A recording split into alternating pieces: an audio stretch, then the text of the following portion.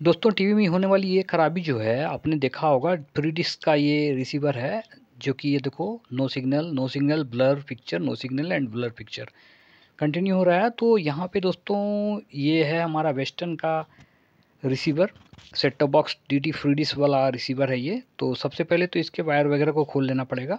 ये देखो, कभी आ गया कभी नहीं आया, और जब भी आता है तो ये पिक्चर भी ब्लर रहती है। ये देखो, डिश एंटीना को बहुत बार सेट किया, बट ये बात निश्चित है कि प्रॉब्लम रिसीवर से आ रही है। क्योंकि प्रॉब्लम रिसीवर से आ रही है ये पता इसलिए इस तरह से चल रहा है कि जब इसे ठोका जाता है हाथ से तो ठीक हो जाता है प्रॉब्लम। इसका मतलब है दोस्तों कि कुछ भी लूज कांटेक्ट है अंदर में सिग्नल साइड में, जो कि इसके पिक्चर क्वालिटी पे दिख रहा है और पिक्चर ब्लर कर रहा है और नो सिग्नल लिख रहा है। तो सबसे पहले तो हमें एल वाला वायर खोल लेना पड़ेगा आपको। आउट, ये देखो दो आउट इन, एल इन और आउट। तो इनमें आपका तार लगा हुआ रहता है, उसे खोल लेंगे। चालू लाइन में दोस्तों मत ही खोलना, थोड़ा बहुत करंट मारने का चांस रहता है। और ये एवी वायर दोस्तों, एवी वायर अगर लगाने में आपको कभी दिक्कत आती है तो आपको कुछ नहीं करना है। जो एवी कोड में कलर है, बस टीवी का कलर और सेट टॉप बॉक्स का कलर, सारे कलर टू कलर मिला देना, अपने आप चलने लगेगा। ये बहुत ही आसान है और बहुत कम लोगों को पता है। तो सबसे पहले तो रिसीवर को खोल लेते हैं। वीडियो थोड़ा स्पीड बढ़ा दी है ताकि आपका ज़्यादा टाइम वेस्ट ना हो। और अब इसे खोल लेंगे। इसे खोलना भी एक बहुत बड़ा टास्क है, क्योंकि इसका जो कैबिनेट है वो बहुत ही सूटेबल ढंग से बनाया जाता है। और ये वेस्टर्न की जो सेट टॉप बॉक्स है दोस्तों, रिसीवर है, ये बहुत ही अच्छा क्वालिटी का रिसीवर है। आप देख लो, इसका कैबिनेट दोनों साइड से रंगा हुआ है, यानी अंदर से भी ये उतना ही अच्छा रंगा हुआ है जितना कि बाहर से। यानी कंपनी कहीं से भी क्वालिटी पे कंसिडर कंप्रोमाइज़ नहीं की है।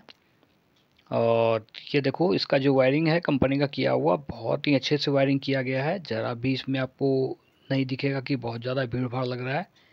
बिल्कुल साफ़ सुथरी फैक्ट्री सर्किट बनाती है ये दोस्तों, जो वेस्टर्न कंपनी है। तो आपको करना क्या है दोस्तों, ये जान लो। सबसे पहले तो पावर वाला मैंने प्लग हटाया, और उसके बाद दोस्तों एक यहाँ पे फीता वाला जो प्लग है इसे भी खींच लेना है। ये देखो, आपको फिर से दिखा रहा हूँ।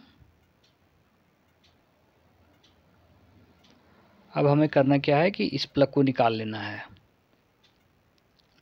तो दोस्तों उससे पहले हम इस प्लग को निकालें तो कुछ और भी काम है इसमें, उसे भी ठीक कर लेते हैं। यानी इसके जो सामने के पैनल है उसका वॉल्यूम बटन वगैरह नहीं काम करता है।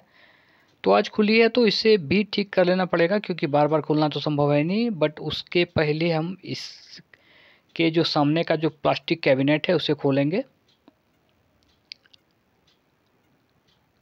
ये देखो, इसे इस तरह से खोल लेंगे, बहुत ही आसानी से खुल जाता है। और इसे हटा लेंगे थोड़ा, ताकि ये जो बहुत डिस्टर्ब कर रहा है, अब ये डिस्टर्ब हमें नहीं करेगा।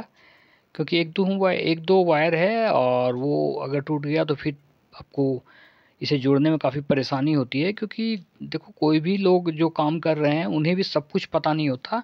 अगर सारे वायर को तोड़ के दे दिया जाए तो शायद उसे जोड़ना बहुत ही मुश्किल है, लगभग असंभव है। बट जब होता क्या है कि जब कंपनी इसको सेट करके दी है और हम लोग इस पे रिपेयर का काम करते हैं, तो थोड़ा बहुत काम जानते हैं और थोड़ा बहुत काम हम लोग भी सीख के ही करते हैं। ऐसा नहीं है कि सब कुछ हमें पता होता है। तो दोस्तों इस प्लेट को निकाल लेंगे, और ये जो पीसीबी है अभी हमें पता चल रहा है कि ये भी क्रैक किया हुआ है। वॉल्यूम बटन वगैरह इस वजह से भी हो सकता है काम ना करे, बट एक बार चेक ज़रूर कर लेंगे। ये देखो, यहाँ से ही ये सर्किट ब्रेक है। और जब सर्किट ब्रेक हुई होगी और जहाँ भी ये बनता होगा, कोलकाता में मेरे ख्याल से इसकी फैक्ट्री है, तो वहाँ के जो भी लेबर होंगे वो ज़रूर इस बात को छुपाए होंगे कि भाई आज मेरे से एक सर्किट जो है एक टूट गई है। यानी एक सेंसर बोर्ड, सेंसर जो किट है वो बोर्ड हमारा टूट गया है। और ये बात अगर वो बता देता तो शायद ज़्यादा परेशानी ना होती, बट ये सर्किट बदल देता कंपनी। बट ये टुकड़ा वाला सर्किट ही लगा दिया। इसके कारण से कई सारे प्रॉब्लम आते हैं अक्सर। कभी वॉल्यूम काम नहीं कर रहा है, कभी माइनस वॉल्यूम, कभी प्लस वॉल्यूम, कभी प्रोग्राम प्लस, कभी प्रोग्राम माइनस, और यही चलता रहता है। बट आज मैं इसे पूरी तरह से ठीक करके ही दम मारूंगा, क्योंकि ये प्रॉब्लम कंटिन्यू चल रहा है इसमें, और हमेशा ये सेम टाइप का ही फॉल्ट रहता है। जब भी आप टीवी देखना चाहते हो तो ये अपने से चलेगा नहीं, और अगर चलेगा भी तो ये अपनी इच्छा अनुसार चलेगा और कभी भी बंद हो जाएगा। तो दोस्तों इस प्रॉब्लम पे आते हैं, और प्रॉब्लम को ठीक करने के लिए आपको ये पावर बटन वाला प्लग और ये जो सामने इंफ्रारेड वाला प्लग, ये दोनों आपको निकालना है, और इसके जो टर्मिनल्स हैं उसे थोड़ा घसना है। हल्के हाथ से हाथ से ही आपको घसना है, या फिर आप कोई मुलायम ब्रश का इस्तेमाल कर सकते हो। इससे ज़्यादा आपको इस पे जोर नहीं लगाना है, क्योंकि ये जो डिजिटल बोर्ड है ये काफ़ी ज़्यादा मतलब सामान लगा हुआ है, और निश्चित है कि ज़्यादा सामान लगा हुआ है और ज़्यादा छोटा सामान लगा हुआ है तो वो ख़राब होने के चांस भी ज़्यादा होते हैं। बट अगर आप इसे धूलकण वगैरह से बचा के रखते हो तो सालों साल रिसीवर ख़राब नहीं होता है। ऐसा नहीं कि ये बार बार ख़राब होता है।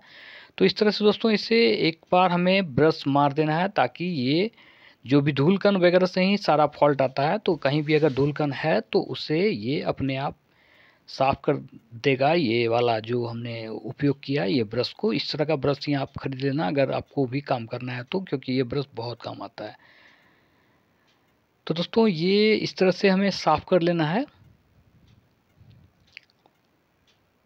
और उसके बाद फिर प्लग को लगा देना है। ये देखो ये प्लग लगा देंगे, उसके बाद लाइन देंगे और देखेंगे कि चैनल नंबर कितना लिख रहा है, उससे ही पता चल जाएगा कि इसमें अब फॉल्ट है या नहीं है। तो दोस्तों ये देखो इसे हमने लाके यहाँ पे लगाया हुआ है फिर से, और ये एक फ़िल्म चल रही है तेरे नाम, ये काफ़ी अच्छा चल रही है, कोई प्रॉब्लम नहीं है अब।